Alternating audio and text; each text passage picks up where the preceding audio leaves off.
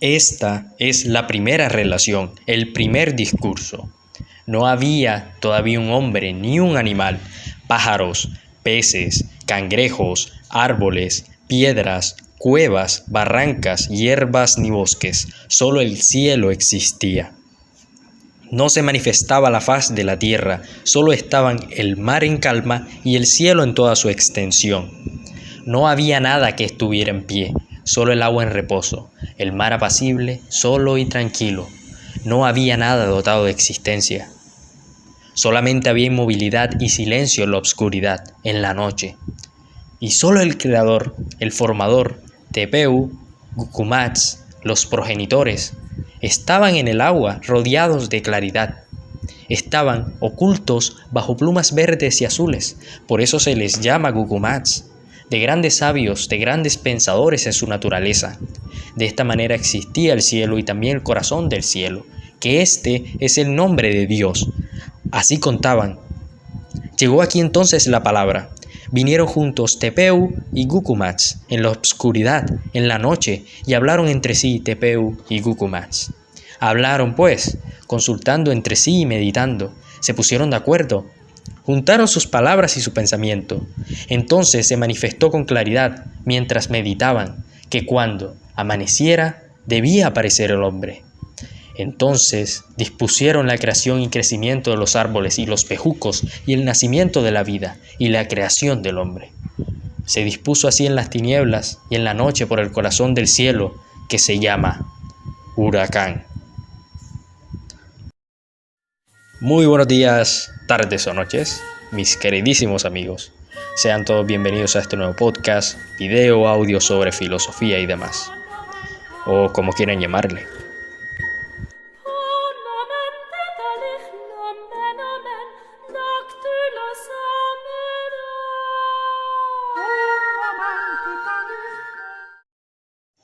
Durante los meses de ausencia en el canal, que se justifican por motivos ocupacionales, me planteé la idea de llevar a cabo un gran y ambicioso proyecto que en principio es bastante arduo de emprender.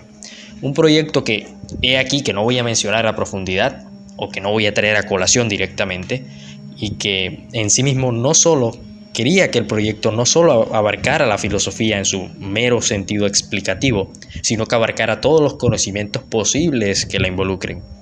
Y hasta cierto punto tomé con respecto a ello una decisión determinante, que pudiese dar rienda suelta a todos los temas que involucren el amor a la sabiduría o filosofía en sí misma.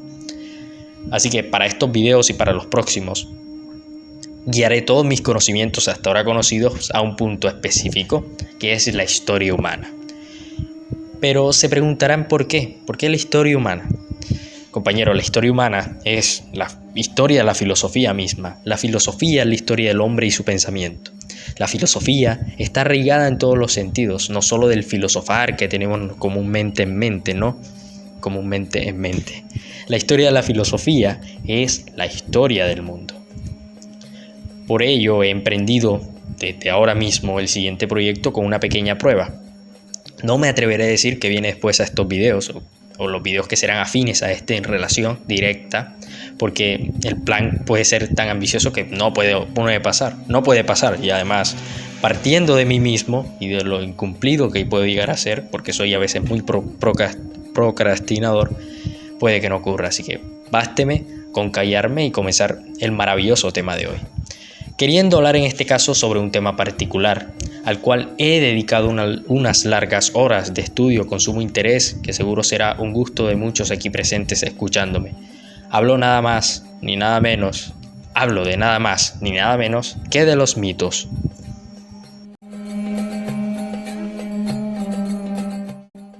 Por eso quise comenzar con el Popol Vuh, porque esboza muy bien lo que quiero tratar el día de hoy. El mito.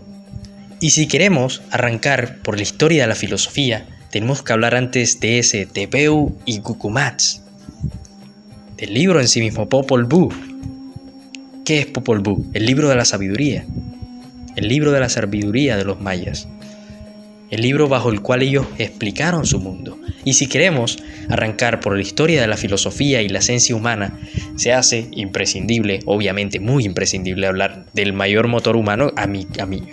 Bueno, es su exaltación, en este caso yo lo voy a exaltar como todo lo maravilloso que es este tema, como el mayor motor del progreso humano, o al menos a lo largo de la historia, en mayor parte del tiempo. Y ya explicaré por qué mayor parte del tiempo y no como ahora se tiene el concepto del mito, y por qué es tan importante hablar de él, y por qué es la base del motor humano, y por qué lo digo así, por qué. Pero antes de hablar del mito, o por qué este ha sido tan imprescindible para el hombre, vamos a entrar un poco más en contexto y analicemos qué significa realmente la palabra. Para ello tendríamos que preguntarnos primero, ¿cuál es la definición? Tendría que preguntarte yo primero, ¿cuál es la definición que tenemos o que tienes por la palabra mito? ¿Es correcta, como segunda pregunta, es correcta la definición que tenemos sobre ella? ¿Qué tema desarrolla o qué tema se desarrolla en el mito? ¿Qué tema?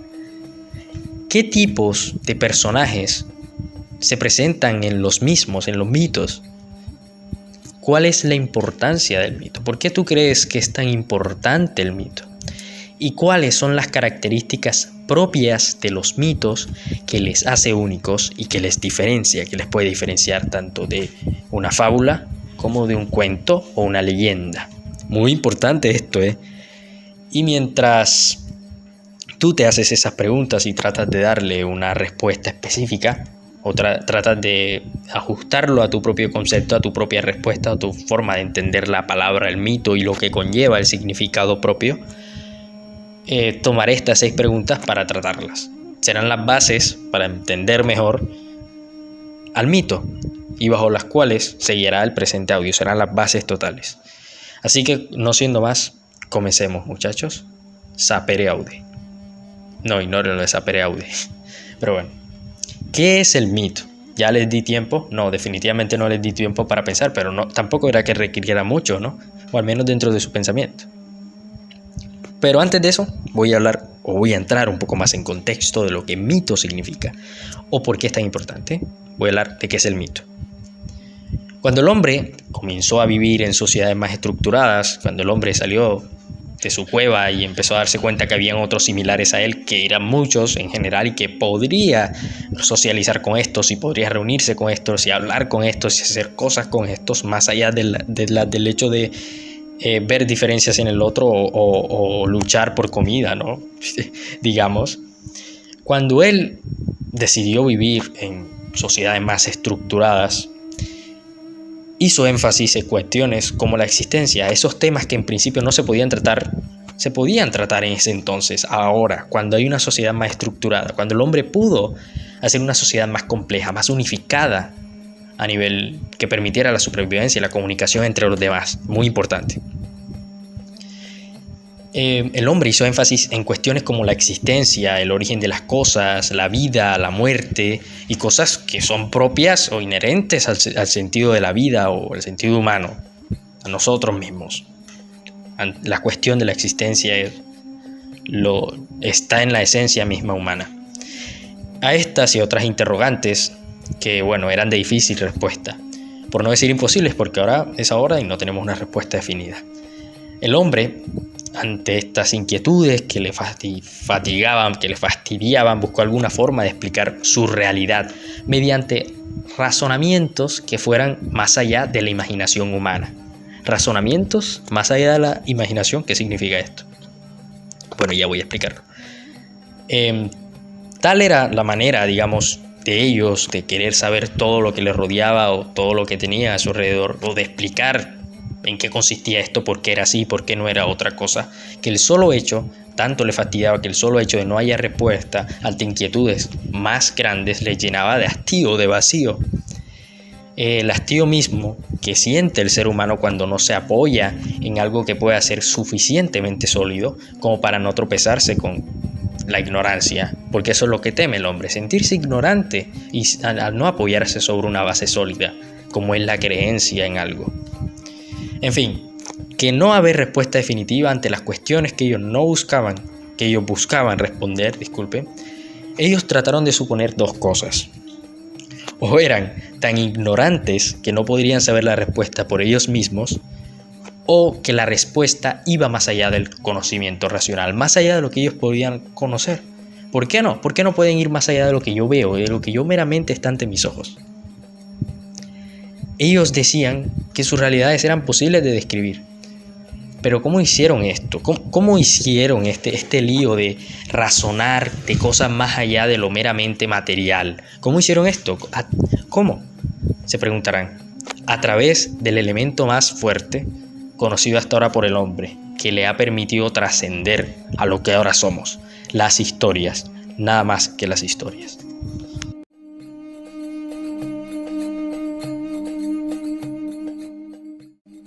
Y sí, era lógico. Gracias a las historias, es gracias a las historias que el hombre puede explicar la realidad, puede tratar de explicar la realidad, así como el lenguaje, por otra parte, le servía para explicar los sentimientos y para comunicarse, para explicar todo lo que el hombre sentía con el lenguaje y mediante el lenguaje, y la tradición creó historias para explicar la realidad.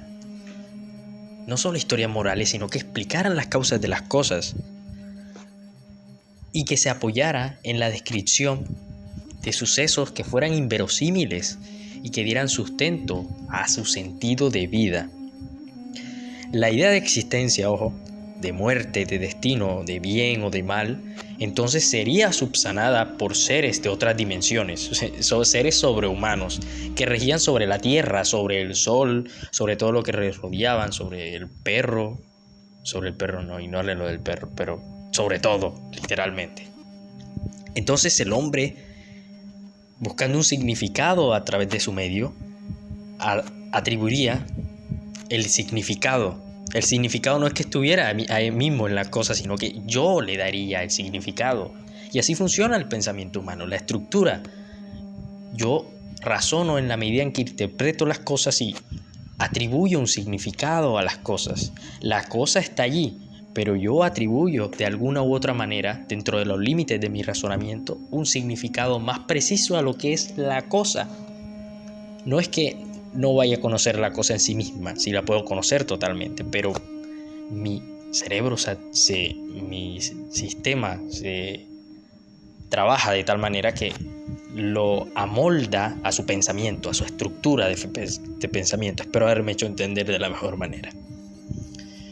Entonces, cuando el hombre atribuye el significado, se ocupa de otros asuntos. Ya tengo sentido de la vida, voy a seguir en mis cosas, voy a seguir en mi vida normal. Bueno, digamos más o menos así, porque se ocuparía de otros asuntos sin el peso de tener que buscar un más allá. Tendría un sentido para vivir, tendría una base sobre la cual apoyarse, que yo diga, aquí me estoy apoyando porque esto es bajo lo cual yo me voy a regir. Ya no tendría que preocuparse por la muerte, o al menos paulatinamente, ¿no? Tendría una forma de evadir la insignificancia y lograr la trascendencia. Eso es lo que ha querido el hombre siempre, dominar la existencia misma. Ojo, el tema de la muerte es primordial, porque más que todo es por esto, ya lo explicaré después. Pero desde ese punto de partida seguirá el hombre cultivando su pensamiento a través de las generaciones a lo que ahora somos, ¿no? Mejorándolo con la forma, no solo en que el lenguaje se estructura a la hora de las comunidades, sino que a medida en que éstas se estructuran de mejor manera, se hacen cada vez más complejas, y nuestra forma de expresarnos y nuestra forma de estructurarnos y regirnos como sociedad, de organizarnos como sociedad, se ha hecho más compleja y más estructurada, mucho mejor, por decirlo así. De ahí nace el mito de la supervivencia de una narración en una cultura a partir de generaciones y generaciones. La historia trasciende las generaciones, va más allá. Ese es el mito, ese es el sentido del mito. Ya hablando un poco más, quise traer esto en contexto para entrar un poco más. Ahora sí, ¿qué es el mito? ¿Qué acepción precisa podríamos dar a esta palabra tan jugosa? En su sentido etimológico, podríamos decir que el mito proviene del término griego mitos y que se puede traducir literalmente, de manera literal, como relato o cuento. Y eso es eso mismo, el mito es un relato tradicional a través de las generaciones, ¿no? Lo mismo que decía, que trata de explicar el origen de las cosas y acontecimientos que ocurren sobre el mundo, en los que participan seres sobrenaturales, heroicos y extraordinarios, que fueron anteriores a un periodo de tiempo ajeno al nuestro. Con ajeno al nuestro me refiero a anterior al tiempo histórico que nosotros conocemos, mucho en los inicios de los tiempos, en los inicios donde se creó todo. Un ejemplo. El mito, entonces, para hacer más aclaración, una narración de carácter mágico que trata de explicar el origen del hombre, la creación del mundo y las leyes que rigen la naturaleza, que ordenan sobre la naturaleza. Bueno, todas las civilizaciones y las culturas de las que tenemos constancia en la Edad Antigua tienen su propia mitología, sus propios relatos, sus propias creencias. Las narraciones, principalmente, estas narraciones tienen un origen oral y surgen de manera anónima y colectiva por la transmisión a partir de generaciones. En cuanto a las distintas funciones del mito, podríamos decir que éstas se sitúan dentro del contexto cultural, pero cumplen con 3 funciones especiales que las caracterizan. Primera, función explicativa. Esta es una de las funciones más primordiales y el eje del mito, porque estoy hablando de la manera de explicar el mundo a través de seres sobrenaturales y cosas que van más allá de la racionalidad. Así que la función explicativa del mito, en la función, es justificar la razón de ser de las cosas, por qué estas cosas son así. Bueno, la verdad siempre se refiere, la verdad del mito siempre se refiere, o el concepto de verdad, a una creación. Es decir, que explica cómo algo ha venido a la existencia o cómo algo se creó, ya explica directamente. Entre ellos tenemos cómo se creó las constelaciones, el viento, la luna, etcétera, entre muchos otros. Y tu perro. Bueno, hay otra función que es bastante específica, no solo la explicativa, que es la función de significado. Esta refiere a los mitos que no solo tienen un enfoque de explicar el porqué de las cosas, sino que también brindan un significado a ese porqué.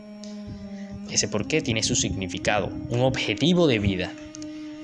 Esto puede incluir consejos morales principalmente y un apoyo, pueden significar un apoyo, un simbolismo, un apoyo motivacional para los humanos, para los seres humanos. Los mitos tienen la función de dar narrativa al modo en que las culturas se comprenden a sí mismas. Tratan de comprender al universo y definen lo que está bien y lo que no está bien, perdón. Entonces podríamos decir que una función, es muy importante recalcar que una función explicativa del mito entonces sería explicar el porqué de las cosas. Secundario a ello sería cosas morales y de significado. Es muy importante esto porque esto va a ser imprescindible para distinguir esto de lo que es cuento, fábula y leyenda. Es muy importante, ténganlo en cuenta. Es necesario destacar que los mitos en la antigüedad eran tomados como palabra cierta. Normalmente tenemos la concepción de que mito lo atribuimos al significado de falso, pero es que mito no es que signifique dentro de su estructura gramatical algo que diga falso, no. Nosotros atribuimos narraciones falsas, pero el mito nunca, la palabra o el mito en sí mismo nunca se dedicó a ser falso, o no era que su intención fuera hablar de cosas falsas, no. Si yo voy a sostenerme en algo, en alguna creencia, para eso estuvo el mito en su tiempo. Eran tomados como palabra cierta. Nosotros ahora hemos atribuido significado o hemos dicho que es falso, lo cual está mal. Y si vivimos en paradigmas, mucho más, porque todo se adecúa a un contexto social. En su tiempo eso era palabra cierta. Así como en los escolásticos, los razonamientos de Tomás de Aquino, un ejemplo. ¿Quién te podría decir que en ese tiempo Tomás de Aquino estaba equivocado? Y ahora tenemos métodos que nos dicen la verdad empíricamente comprobable, pero después de todo seguimos estando en un paradigma social, dentro de un contexto social. Ya después, cuando pasen 3 siglos y las personas, nuestros hijos, los hijos de nuestros hijos de nuestros hijos, van a decir que éramos unos estúpidos, que creíamos que cualquier otra cosa que ahora creemos que es así y que después no lo será, porque es así. El cambio de paradigma ahora es increíble, así que eso hay que tenerlo muy en claro. Por ahora, lo que tenemos como verdad está adecuado dentro de nuestro contexto social. Así que, bueno, enfatizando ahora sí en el mito debe tomarse como palabra cierta. El mito no significa falsedad, no, era palabra cierta. Solo que ahora sí se le atribuye obviamente la falsedad, fantasía, fantásticos. Y es falso, obviamente. Pero el mito no implica falsedad.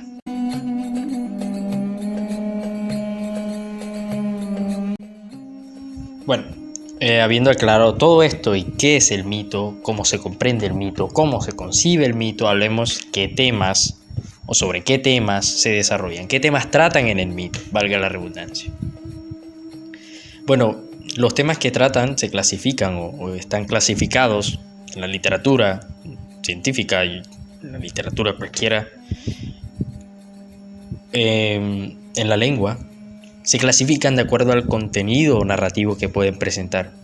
Estos son mitos cosmogónicos, mitos heroicos, mitos teogónicos, mitos antropológicos, mitos morales, mitos etiológicos, mitos escatológicos. Bueno, voy a parar. Voy a enfatizar en los más importantes. Voy a hacer un énfasis, voy a remarcar los más importantes. No se preocupe. Pero vamos a hablar sobre los que mencioné anteriormente. Ya he dicho que los mitos se clasifican dentro de el contenido narrativo que presenta, porque el contenido al que se refieren no es el mismo, repito. Por ejemplo, los mitos cosmogónicos, si alguien ya sabe de etimología, ya sabe a qué refiero etimológicamente con cosmogónico, son aquellos que narran el origen del universo y sobre todas las cosas. Una función explicativa, ya lo pillaron, una función totalmente explicativa, vuelvo a hacer énfasis en que este tipo de relatos se ubica en una línea de tiempo anterior, desde el inicio de los tiempos, anterior al tiempo histórico que ahora tenemos. Mitos heroicos. Los mitos heroicos relatan historias épicas en el que participan seres sobrenaturales, seres fortachones. Esos son los mitos heroicos, donde hay una figura eje, una figura central que tiene muchos poderes y que tiene gran relevancia dentro de la mitología. Ojo, la mitología es un conjunto de mitos, eso no lo había dejado claro, pero es muy importante ahora. Mitología es el conjunto de mitos de un pueblo, de una tradición, de una civilización, de una población en sí, de una cultura. Bueno, habiendo aclarado los mitos heroicos, también en los mitos heroicos pueden aparecer titanes, no solo dioses ni nada de eso, puede aparecer titanes, guardianes, cíclopes, todo lo que signifique un reto para el hombre o que sea muy fuerte o que constituya o que cobre gran participación dentro de una historia épica, porque los mitos heroicos narran historias épicas, independientemente de el tipo de mito a que se refiere a los personajes que allí salgan. Un mito antropológico. Los mitos antropológicos ya enfatizan principalmente en el origen del ser humano. Ya la misma palabra lo dice, no hay que recargar mucho. Ya es que más que todo, antes que explicativo, es totalmente explicativo, pero así como el cosmogónico, se enfoca en el humano. Muchos mitos, por ejemplo, tenemos el del Popol Vuh. No me he leído el Popol Vuh, me leí un fragmento que me encantó y lo traigo a colación aquí. Posteriormente haré un video del Popol Vuh donde solo hablaré de Popol Vuh, pero si no estoy mal, creo que el Popol Vuh atribuye el origen del hombre al maíz. Voy a pasar mi pena si no es así, pero igualmente yo no creo que tenga que ser tan sabio para saber que es así. Y generalmente los mitos antropogónicos, a la hora de hablar del ser humano, normalmente dicen que viene de un animal, de una planta inerte, que viene de la arcilla, el barro, el polvo, porque eso mismo, el hombre siempre tiene un origen bajo cosas que conocen, bajo cosas materiales que tienen gran importancia. Por eso Dios también es la luna, por eso Dios también es el sol.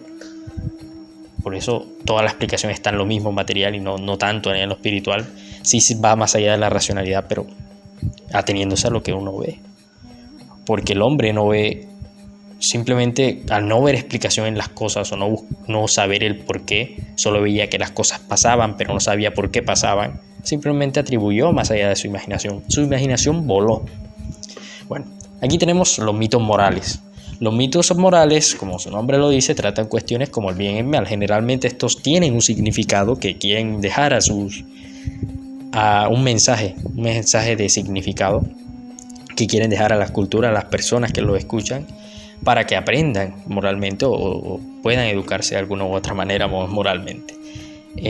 Uno de ellos, un ejemplo muy importante, por ejemplo, los que explican o hablan de la existencia del bien y el mal, y que estos normalmente se están peleando entre sí. Un ejemplo, el bien con el mal se pelean entre sí.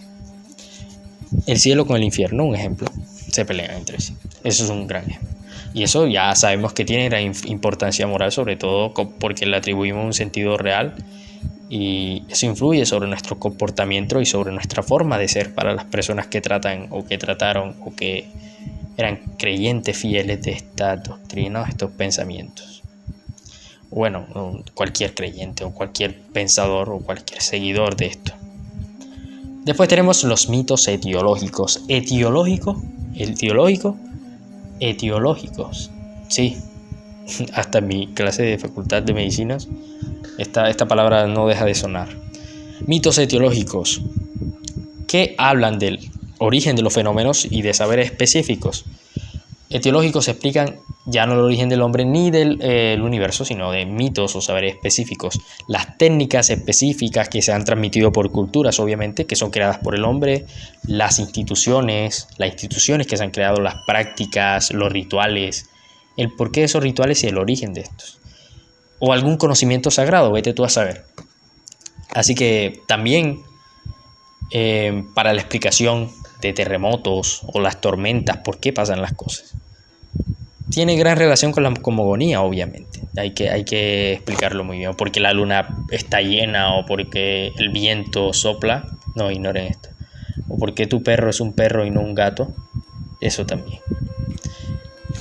Y por último, para ya no extenderme, igualmente este audio se va a extender bastante, que son los mitos escatológicos, porque es que todos estos mitos son muy importantes tratarlos.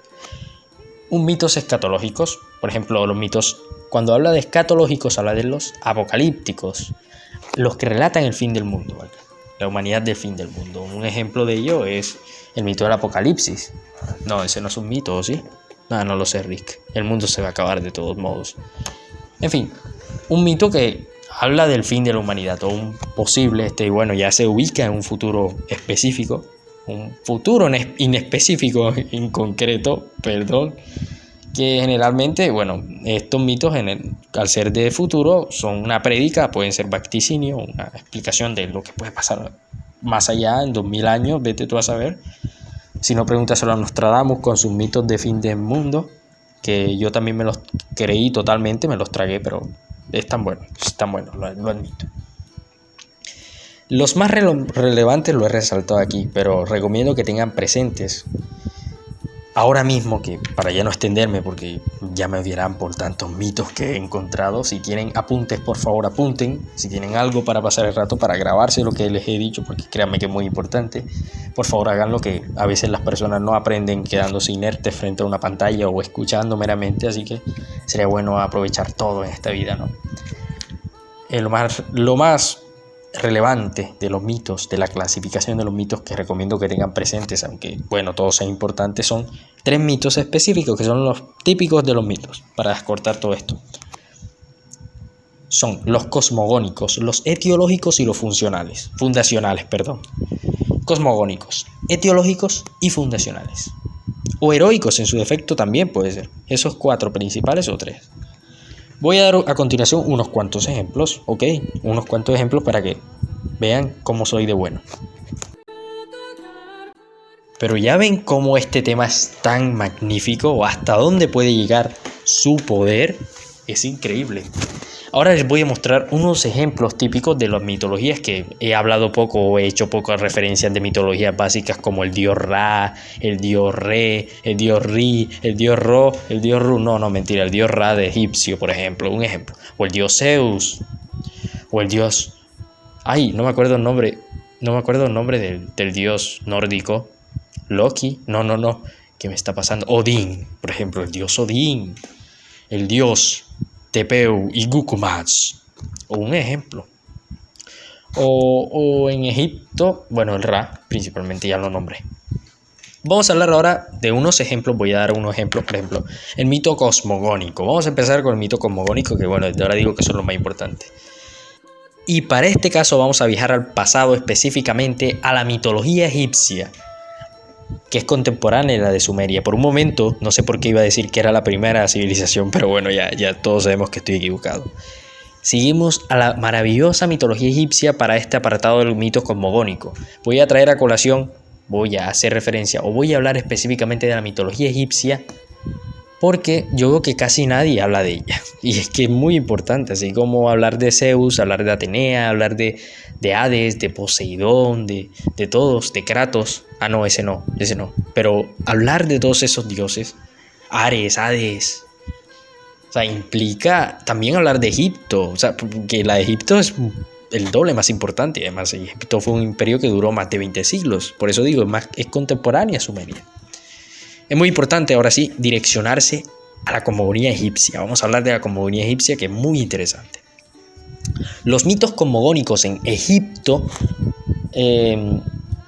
tienen, digamos, es bastante difícil de tratar. Bueno, de hecho, es bastante difícil de tratar.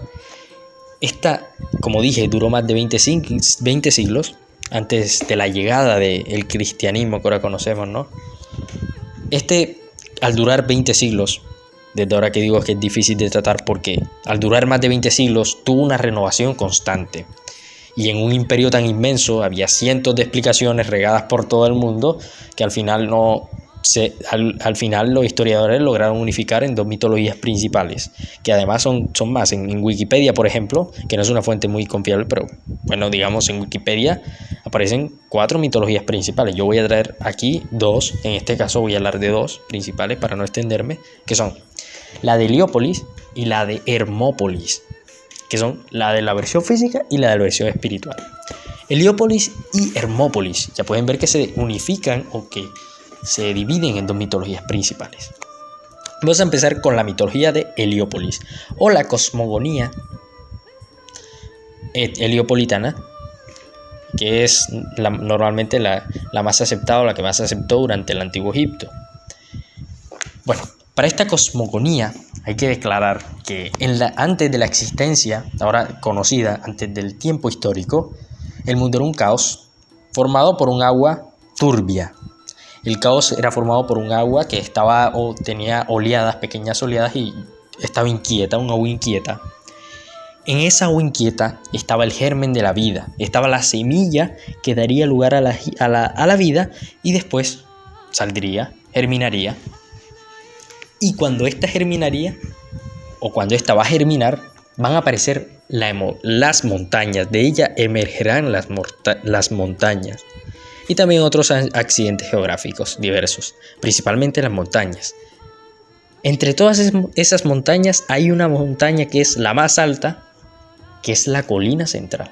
En la cúspide de esta colina central hay un huevo. En este huevo van a ser el sol de este huevo. Cuando este huevo se rompa va a salir del sol. Y a partir del sol va a desarrollarse toda la creación. A partir del sol, la creación es el dios Ra. Esa es la creación. El dios Ra, que no voy a hablar ahora porque quiero dejarle un apartado a la mitología egipcia, pero nada más para adentrarnos y para que este video sea más completo. Pero este dios Ra es tan importante como el mismo Zeus y mucho incluso más poderoso, desde ahora lo digo. Vamos a hablar ahora de la cosmogonía hermopolita. Ya podemos ver la importancia o el significado, cómo lo explican de una manera muy épica, muy grandilocuente, digamos. Si ustedes pueden leerse la mitología o la manera en cómo la explican, épica, es épica. Bueno, vamos a hablar de la segunda cosmogonía egipcia, que es la hermopolita. Para esta cosmogonía hay 8 divinidades. Estas 8 divinidades, estos 8 dioses van a formarse en parejas, o sea, 4 parejas. Estas van a representar, desde ahora digo, los 4 elementos. En pocas palabras, estos representan los 4 elementos que son. Estas parejas van a actuar de forma unida. Los voy a nombrar para que se haga más completo. Por ejemplo, la primera pareja, que es Naum y Naunet. Soy malísimo para nombrar. Que representa la pareja del caos. Después sigue E y Heket, que es el espacio infinito.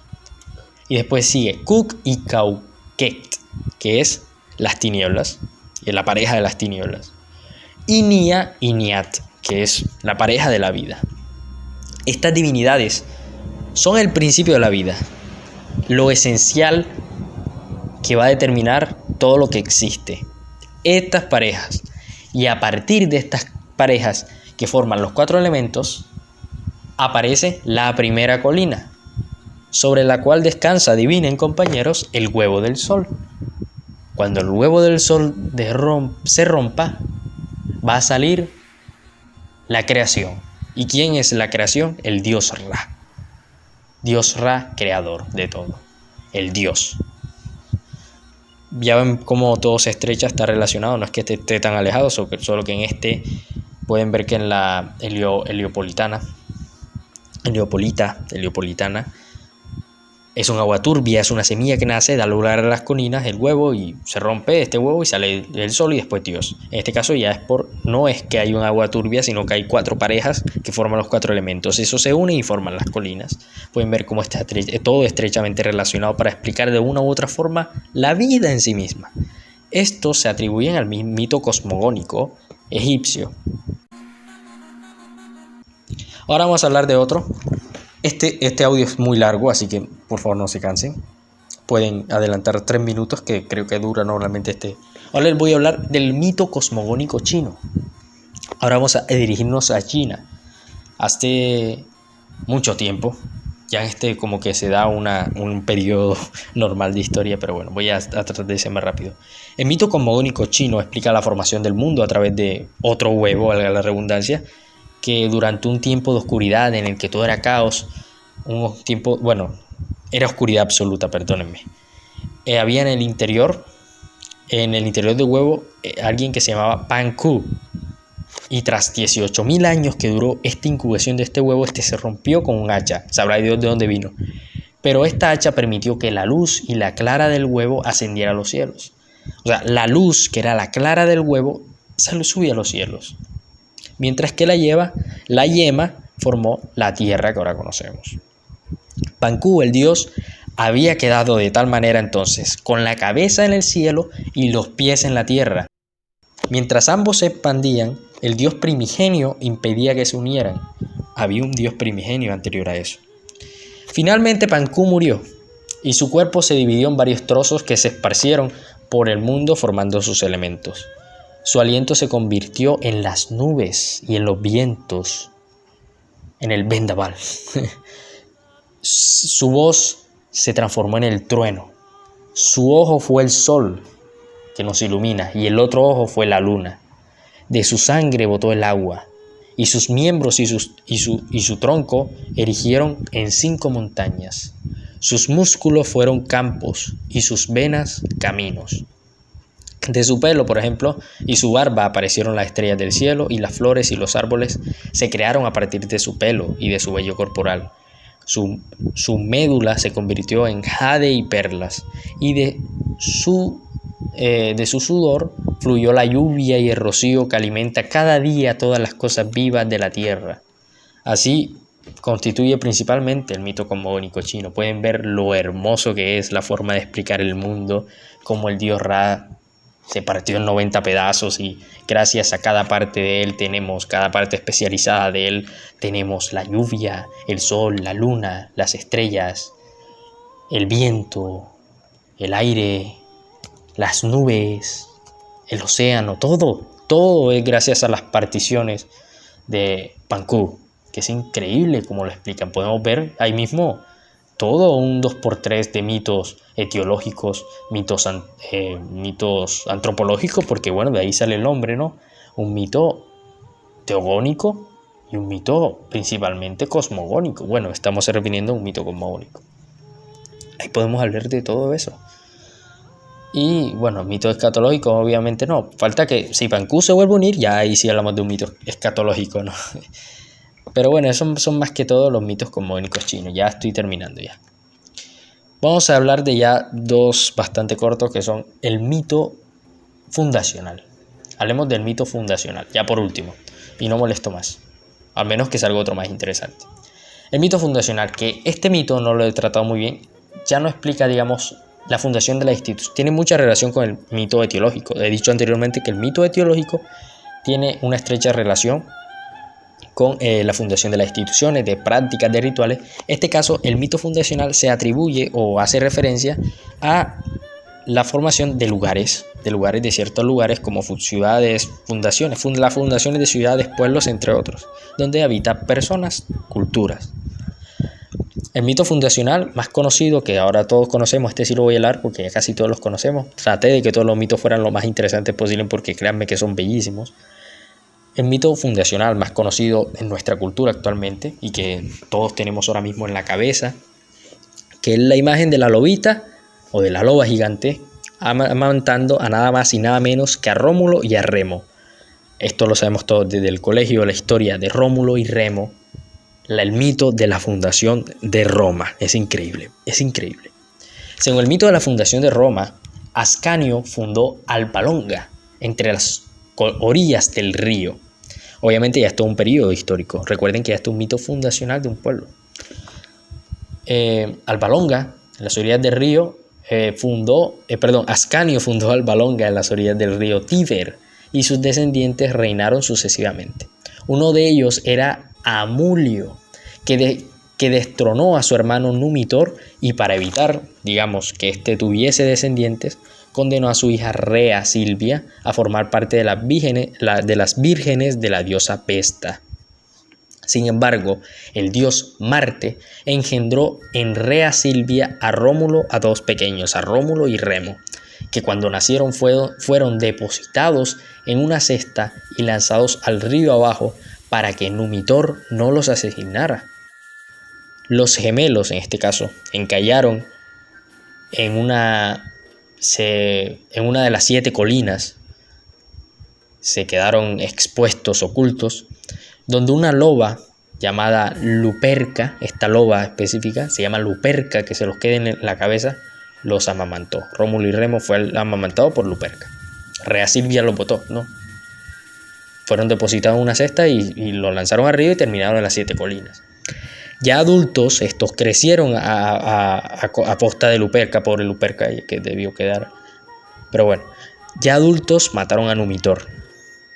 Se hicieron con su trono, que fue quien destronó, ¿no? En este caso, Amulio fue quien destronó a su hermano Numitor. Estos mataron a Numitor, Rómulo y Remo mataron a Numitor, se hicieron con su trono y fundaron una nueva colonia, que se llamó Roma. Bueno, ahora vamos a hablar de un tema bastante específico para ya ser más objetivo, ya por último, bueno, por penúltimo, qué troleada. Vamos a hablar de la diferencia notoria, habiendo enfatizado de las características del mito, las propiedades, qué es el mito, ejemplos del mito, los tipos de mitología china, la egipcia, ejemplo, o la mitología fundacional, en este caso de la fundación de Roma, que hace referencia a la fundación de Roma, habla de la fundación de Roma, relata. Bueno, vamos a enfatizar en algo que, bueno, yo sé que aquí a muchos les interesa, principalmente para diferenciar qué diferencia el mito, como yo difiero. Oye, esto como yo sé que no es un cuento, como yo sé que esto no es una fábula, como yo sé que esto es un mito, como yo sé que esto es un mito, no es una leyenda, es un mito. Ya esto implica hacer énfasis en lo que yo he dicho anteriormente. Y si sabemos la estructura de un cuento y de una fábula, lo diferenciaremos anteriormente lo que yo he dicho correctamente. Ya voy a aclarar. Es muy fácil confundir los mitos con otros tipos de cuentos, ya lo he dicho. Vamos a partir de los cuentos. Por un lado, hay varias diferencias entre el mito y los cuentos comunes. Los cuentos, principalmente, por adivinen, los cuentos se presentan como ficticios, como ficción. El cuento de Caperucita Roja, el cuento de Pinocho, se presentan como ficción. No son verdad. Todos sabemos que no es verdad. La Cenicienta nunca existió. Eso sonó feo, pero bueno, digamos que sí, nunca existió. Y hay un gran punto que lo diferencia. Otro punto principal, no me voy a referir a su estructura básica porque en eso no se diferencia en gran medida. Otro punto es que el mito tiende a ser en esencia muy importante. Si bien hablé que el mito también era significativo, que daba un significado a las cosas, un valor moral a las cosas, en esencia etiológico, cosmogónico, etiológico. explicativo. Explica el porqué de las cosas, por qué esta cosa es así, por qué existió, por qué es así. Porque las cosas, nuestras prácticas, nuestra religión, nuestras cosas, nuestra religión, nuestra creencia, por qué todo. Mientras que, se explica cómo, en el caso de los mitos, cómo se llega a una determinada situación. El cuento se enfoca en transmitir valores, ideas, pensamientos.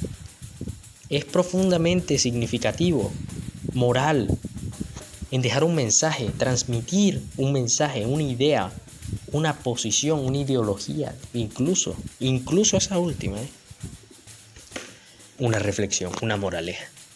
Esos dos principales para que ustedes puedan diferenciar. El papel moral del mito es secundario, principalmente ese teológico. Ojo. Y los cuentos se caracterizan por ser ficticios. Ahora, ¿qué es la diferencia de la fábula? Preguntarán ustedes. Esta ya no voy a hablar casi nada. Esta no. Todos sabemos que en la fábula hablan animales con conducta humana. Rin, rin, renacuajo salió esta mañana muy tieso, muy majo, con pantalones cortos, corbata a la moda, sombrero enlistado y chupa de boda. Algo así. Bueno, más que todo. Como pueden ver, tienen conducta humana. Cuando he visto un sapo poniéndose una chupa de boda. Joder, qué increíble. Y bueno, las fábulas por su parte también son en esencia significativas, morales. Tienen una moraleja. He ahí el meollo. Tienen una enseñanza moral. No es que te vayan a explicar por qué el cielo es azul. Es una enseñanza meramente moral. Dos patrones: conducta humana, animales con conducta humana, fines de enseñanza moral.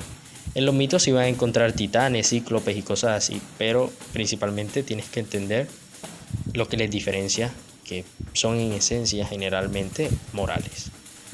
Es muy difícil que yo un cíclope que me dé una enseñanza a mí. Bueno, depende del mito. Pero bueno, no creo que el cíclope de la Odisea, digamos, me pueda enseñar mucho. No me acuerdo el nombre. No me acuerdo el nombre ahora, pero bueno. Vamos a hablar así de las leyendas. Con la leyenda ya se complica un poco la cosa, ya que ambas pueden ser etiológicas en mayoría. O sea, ambas, tanto la leyenda como el mito, pueden ser explicar el origen de las cosas, explicar el porqué de las cosas principalmente. La leyenda, por su parte, es un relato que incluye elementos fantásticos o maravillosos. También pueden ver. Pero, a diferencia del mito, a nivel etiológico, que habla de un periodo de tiempo anterior al histórico en general, este tiempo histórico de la leyenda, ustedes lo pueden reconocer. Pueden saber cuándo ocurrió, o puede tener un sentido histórico específico que le diferencia del mito y le brinda verosimilitud. Un ejemplo aquí entre los españoles, digamos, personas hispanoamericanas, hispanohablantes, perdón. Vamos a ver. Como ejemplo de ello tenemos al famoso Cid Campeador, el del poema, del cantar del mío Cid. Todos sabemos que el Cid Rodrigo Díaz de Vivar existió. Así le llamaron los turcos, Cid, Campi, Cid. Sabemos que sirvió alguna vez a Sancho II de Castilla, por ejemplo, en los tiempos de Sancho II de Castilla. Aproximadamente 1060, 1090, no me acuerdo la fecha ahora mismo, 1050, 1067. Bueno, en fin. Todos sabemos que él sí existió, que sirvió a un rey y que se enfrentó a 40 batallas de las que ninguna derrota se tiene registrada. La leyenda en este caso lo que hizo sobre el Cid fue avivar la historia, embellecerlo hasta trascenderlo a los cielos. El Cid es el crack de todos. Tanto así que ninguna derrota se le tiene registrada al Cid, como si todas las hubiera ganado. Madre mía, le ganan a Napoleón, lástima Napo. La leyenda viva la historia y la embellece hasta hacerla fantástica sin que se aleje de la realidad. La historia misma, incluidas las biografías, por ejemplo, están plegadas de leyendas, si lo pensamos de esta manera. Pero bueno, ya las leyendas son más... le ponen el condimento a las historias, digamos, si lo miramos desde ese punto de vista. La antigüedad ha sido escrita, por ejemplo, y embellecida por los vencedores de guerras. Un ejemplo. Es como la otra cara de la moneda. los vencedores son los que escriben la historia. Obviamente esto no pasa en la mayoría de los casos a lo largo de la historia, pero tiende a pasar entre los que vencen.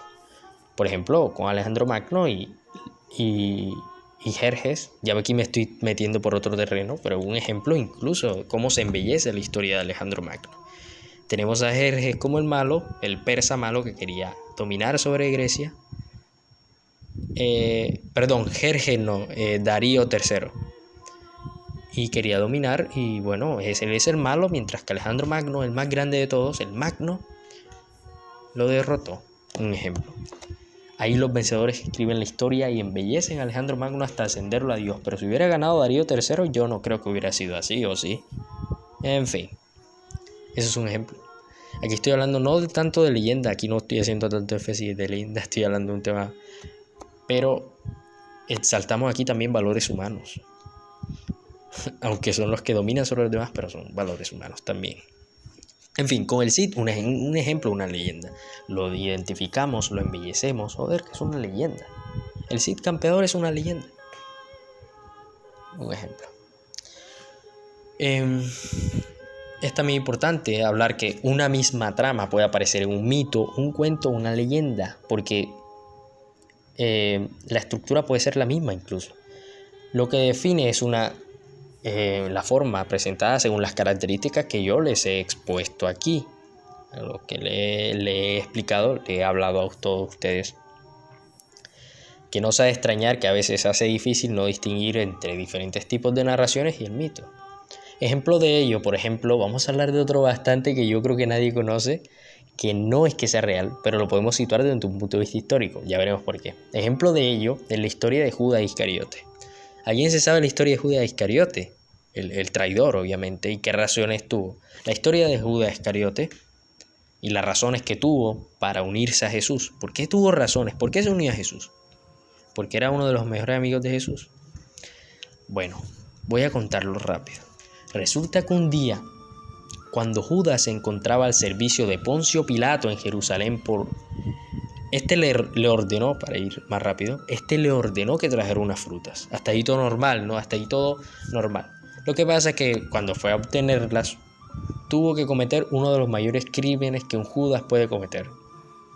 Que a vista primera instancia suelen ser tan horribles como el hecho mismo de haber traicionado a Jesús. Y es que Judas mató al dueño de un huerto de frutas, que no era otro mismo que su padre, llamado Rubén. Rubén mató a su padre, al dueño de las frutas. Poncio Pilato le mandó a buscar frutas y él mató a su padre, pueden creer. Tras esto, Pilato lo nombró heredero de los bienes de ese hombre a quien mató, y lo casó con su viuda, que todos sabemos que era su viuda. ¿Y esa viuda quién era? Su madre. Así que tuvo que pasar mucho tiempo, en conclusión, para que Judas se enterara de sus acciones y, arrepentido de todo, se hizo discípulo de Jesús. Pero espera, ¿qué no es esta la misma historia del mito de Edipo? ¿No se han dado cuenta? Mató a su papá, se casó con su mamá y no se dio cuenta hasta el final y se volvió seguidor de Jesús en este caso. Y con el mito de Edipo pasó lo mismo, solo que se quitó los ojos. ¿Qué no es esta la misma historia del mito de Edipo? En efecto, es muy importante hacer énfasis que una misma trama puede aparecer en un mito, un cuento, una leyenda. No pueden ver una misma modalidad. Y por eso hay que diferenciarle las características que yo le he puesto. Y ustedes dirán, entonces, ¿cómo lo identifico? Su estructura es básicamente la misma. Porque es localizable. Judas Iscariote, el siglo I después de Cristo, podemos identificar cuándo pasó. Hablamos de una leyenda porque hay un tiempo real determinado que podemos ubicar. Y hablamos de lugares reconocibles, con protagonistas probablemente reales, que son ubicables en un tiempo histórico específico. Hasta ahí todo bien. Recordando que son en su mayoría teológicos. Pueden ser, las leyendas no acostumbran a ser fundacionales, pero hablamos en este caso de un mito, sí puede ser fundacional, y vemos que ahí generalmente ocurren situaciones que son reales. Otro ejemplo.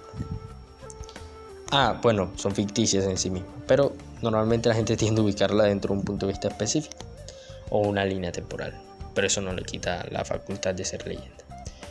Ahora, haré un énfasis también que esa trama que yo les he contado de la Judas Iscariote no es que sea falsa. Es una leyenda medieval creada en el siglo XIII. O sea, no está en la Biblia, no lo van a encontrar. La historia de Judas Iscariote es más que todo una alegoría. Una alegoría no, es como que una creación directa que se creó entre los tiempos escolásticos, por ahí en el siglo XIII. Muy importante destacar que no lo van a encontrar en la Biblia esta historia. La creó un monje. Ok.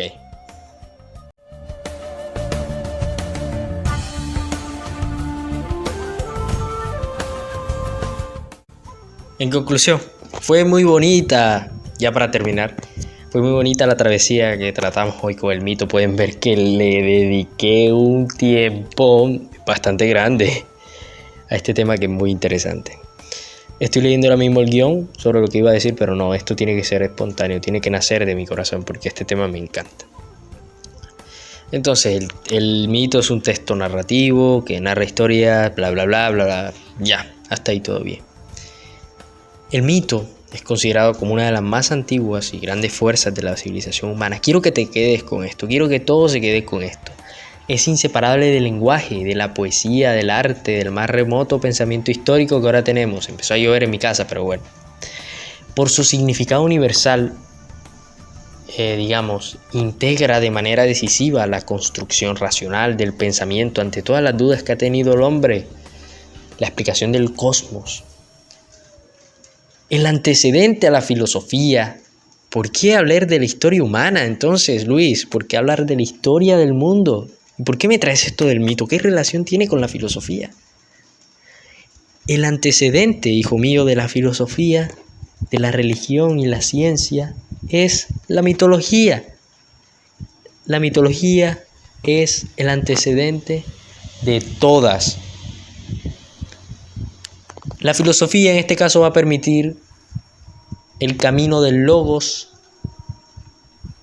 El camino del logos. Y este va a permitir que se separe del mitos. El mito fue primero. El mitos. Del mitos como antecedente vino a bifurcarse y a doblar la filosofía, que es el logos, del mito al logos, para que la filosofía tuviera su propio camino.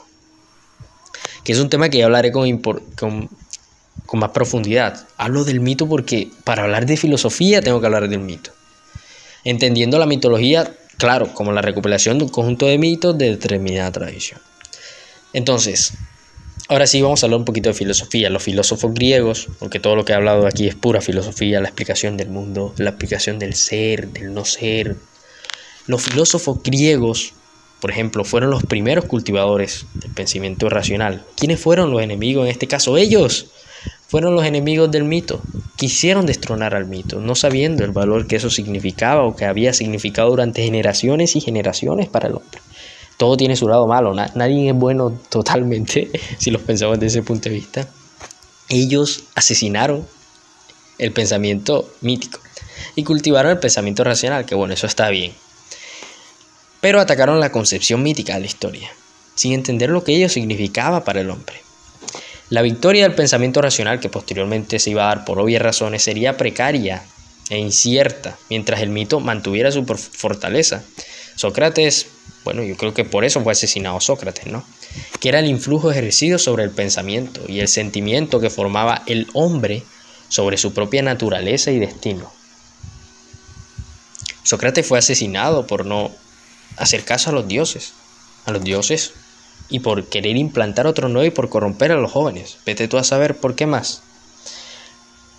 Pero ¿tú crees que en otro lugar Sócrates hubiera durado tanto como si no fuera por la democracia ateniense, por el sistema ateniense? Yo creo que no, sinceramente. Y es que el punto culmen cultural, por ejemplo, de la cultura griega fue el mito, la mitología griega. Zeus fue el centro de todo, el centro culmen cultural del crecimiento humano. O vete tú a saber, de otra manera no puede ser. El hombre y el mito, quiero que te quedes con esto, que cuando el hombre se sostiene en algo, es feliz.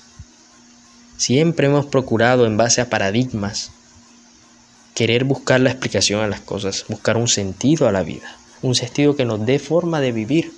Desde que el hombre empezó a regirse en sociedades, dijo: ¿qué es de la vida? ¿Qué voy a hacer con mi vida?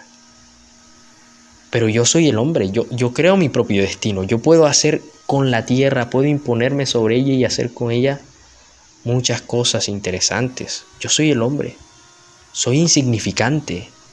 Veo que la luna está lejana, veo que todo es grande para mí, todo me queda pequeño.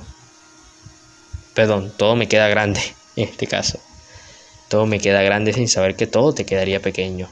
Porque de toda esa grandeza tú la encerrarías en tu pensamiento para poder explicarla y no sentirte ignorante en este caso. El hombre es así. El hombre es así. El hombre crea su propio Dios, crea sus propios pensamientos, crea su propia cultura porque él mismo es su propio Dios. Él crea el pensamiento y lo estructura. Quiero que te quedes con esto. El hombre explicó esto como herramienta de supervivencia, para unificar a las culturas, para transmitir amor a las generaciones y generaciones y decir: este es mi legado, este es el legado del hombre. Nosotros pensamos, sentimos, también pensamos y justificamos nuestra existencia. No quiero, hijo mío, que tú también justifiques la manera. Y no es que te estés adoctrinando, ni mucho menos. Quiero que sepas que nosotros podemos darle sentido a la vida. Si esta es cruel, ¿qué importa que sea cruel? ¿Qué importa que sea vasta, increíble y cruel y sangrienta e inhóspita? Nosotros podemos cambiar eso. Nosotros podemos dar una rienda a todo lo que pasa, porque somos el humano. Podemos crear nuestros dioses, nuestras propias fantasías. Y no hay mejor manera que ir más allá que la imaginación. Nadie es más fuerte que el hombre que fue más allá de su propia realidad. Nadie es más fuerte que el hombre. Esto es un significado poético, pero bueno, trataré de que no fuese así. Porque cuando hablo del contexto social y hablo del antecedente al mito, es porque llegará un tiempo en el que llega algo superior a la ciencia, por ejemplo.